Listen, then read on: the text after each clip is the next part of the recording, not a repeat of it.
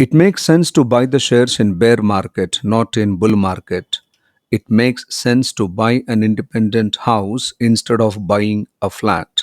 It makes sense to make the employees work from home in this summer season to avoid the usage of the ACs in the office.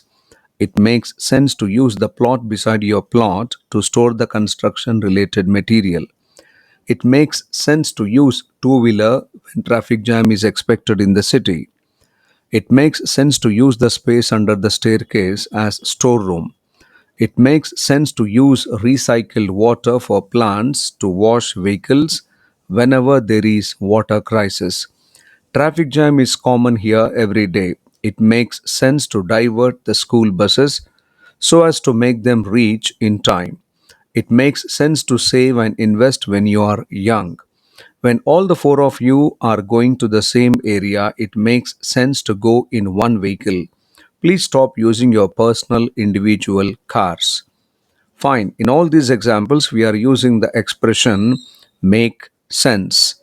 If something is reasonable, logical, understandable, meaningful, sensible, showing good judgment, we use the expression it makes sense.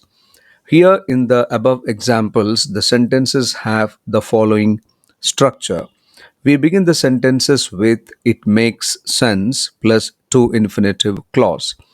This structure is used to say that doing the action in to infinitive clause is sensible, logical, comprehensible, reasonable, and understandable.